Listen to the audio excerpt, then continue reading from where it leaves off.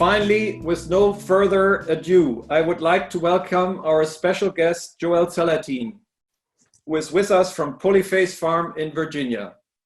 Joel, you do not need any further introduction. We are honored that you are with us. A warm welcome.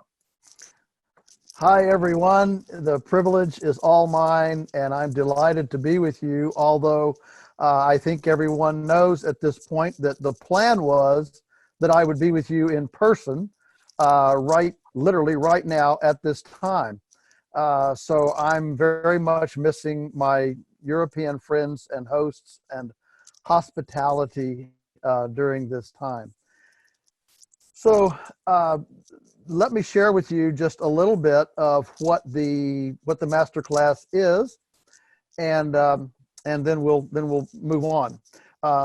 This is in general, it's a 2-day program, although sometimes I compress it into 1 day, and sometimes I extended it to 3 days. So it's a 1, 2, or 3 day discussion of basically everything that I can think of that would be helpful in you being successful on your farm. I always start with a series of kind of large questions, things like, do you have a mission statement? It's amazing to me how many farmers do not have a mission statement.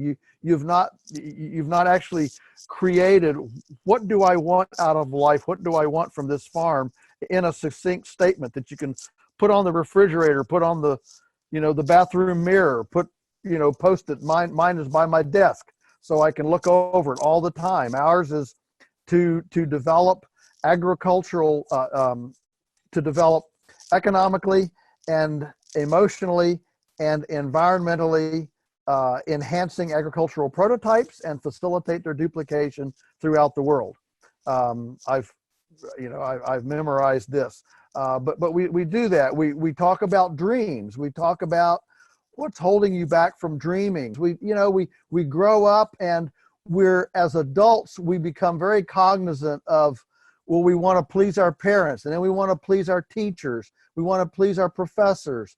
We want to please our bosses, our business associates.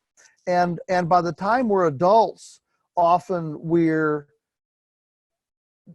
have this stigma against dreaming. It's like, well, that's greedy, that's selfish, so we talk about that, the emotions around just allowing ourselves to dream, which brings us to what if money or time were not an issue, what would you do tomorrow?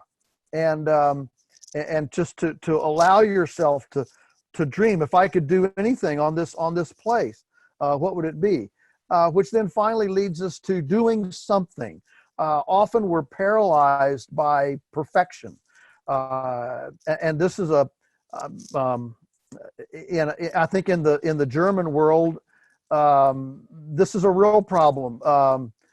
One of the things that when I have been to Germany, Austria, I've not been to Switzerland, so I'm looking forward to getting to Switzerland, but certainly in that very technology sophisticated, developed part of kind of, I'm just going to say, German Europe, and I'm not trying to offend my Austrian friends, that you, as a part of the world, you are incredibly good at precision.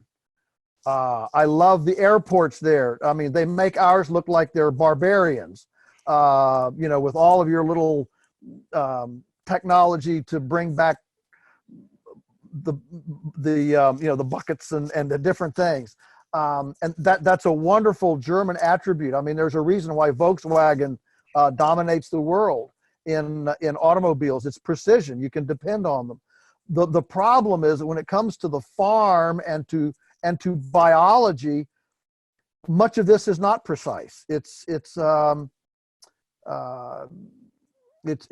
simply not as precise, and sometimes we can fail to innovate or create because we're afraid, well, if it might not work, it might be the wrong thing. And so we spend some time dealing with getting over this idea that it has to be perfect before I can proceed, that in fact good enough is perfect. In the business world, we now know that it's much better to make a decision than not make any decision at all. If we make a wrong decision, we can learn from that and proceed.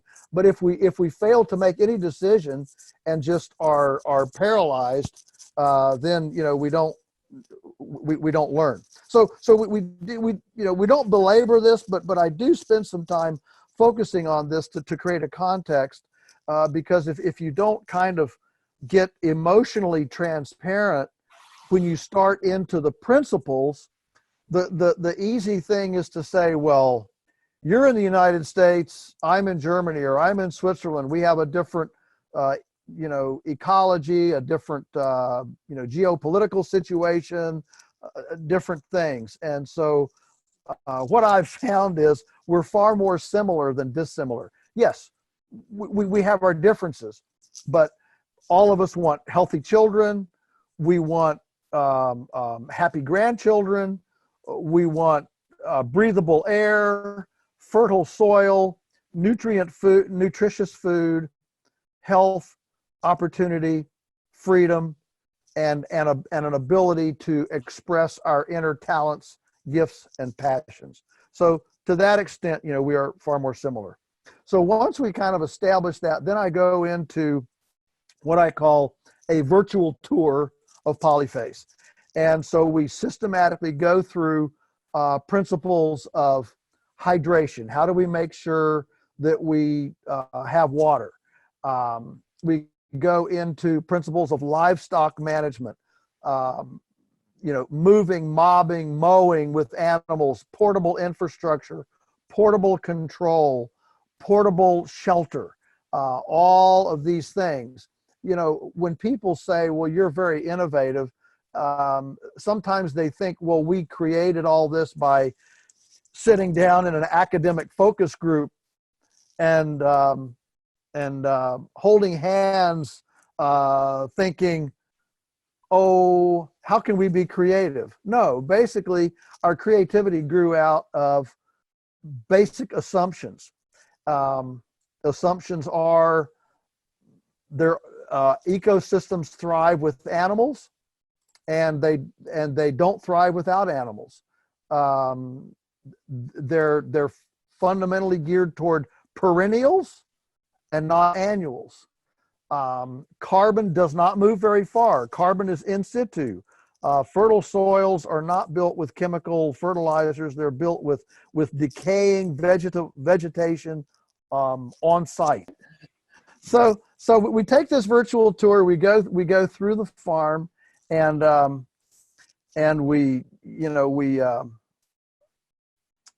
see how we actually do things. And then, so that's kind of the lion's share of the first half of the masterclass. The second half of the masterclass is devoted to two other components, and that's a marketing component, which is, a big portion of what we do. We're not just,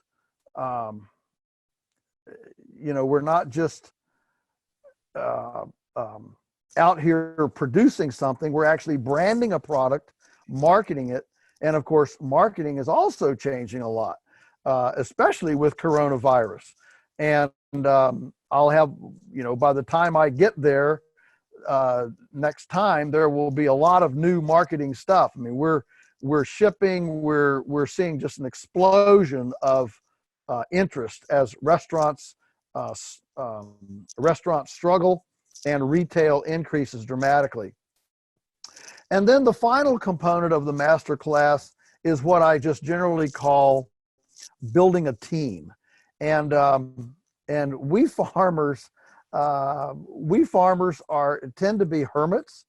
We tend to not like people. We generally have a better relationship with our tractor and our cows than we do with our spouses, and so we talk about how to work with your family so they will want to work with you. This gets very personal, but at the end of the day, if there's not harmony in the home, no matter how pretty the cows are or how nice the tomatoes look, if there's not harmony in the home, it doesn't work. And so we talk about, how do we get people, how do we work with people so they're on board? And then how do we scale? Building a team with non-family members, and we go into the kind of skill sets you'll need, how to evaluate what you're good at and what you're not good at, because at the end of the day, the skills and talents necessary for success do not grow on the same pair of legs.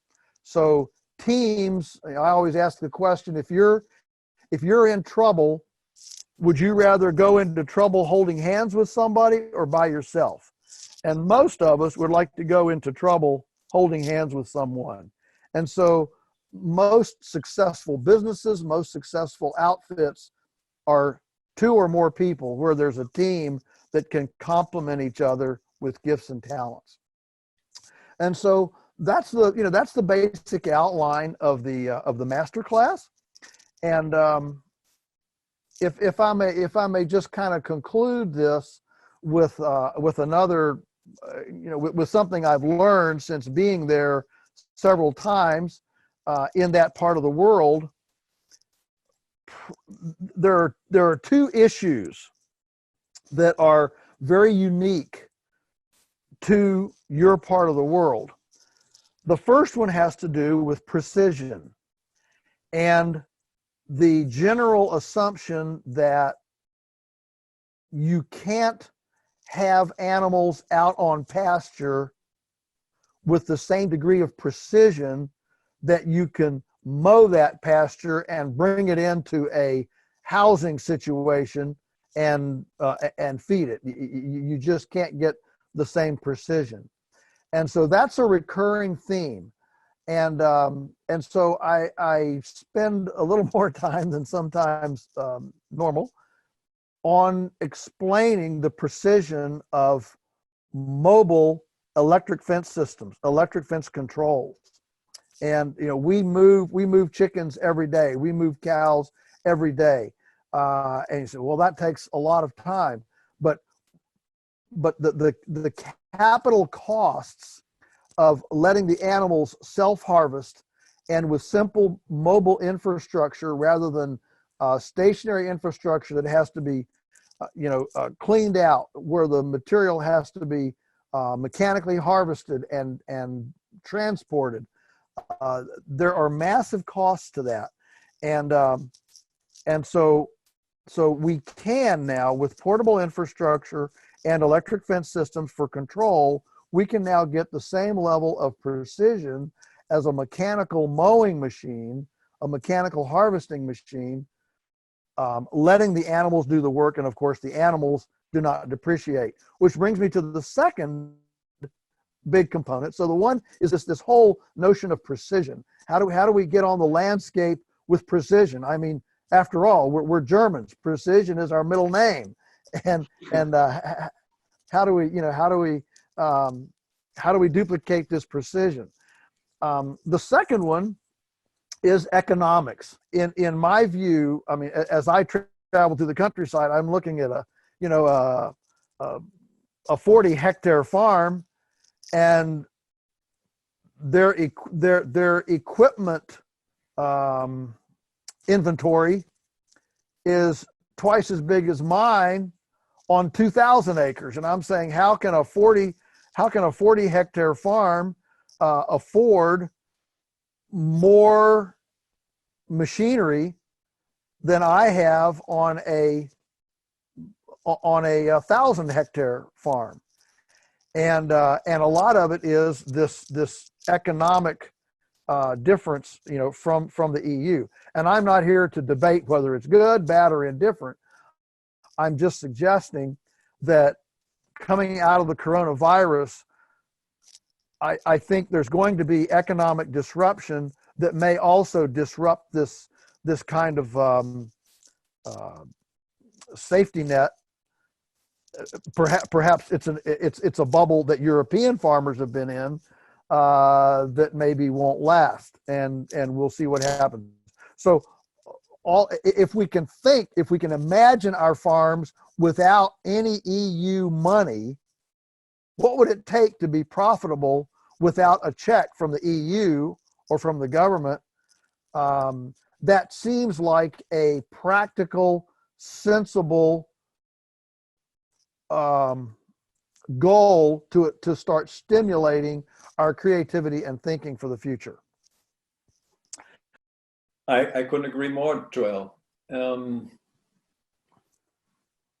Is that the end of your initial presentation, or? Yes, I think that's probably I mean, if I said enough, I like folks to jump in here, and so if that kind of gives I think a broad context for what I would have talked about if I were there today, and it's the plan for what I plan to talk about when I do finally get there this fall and next spring.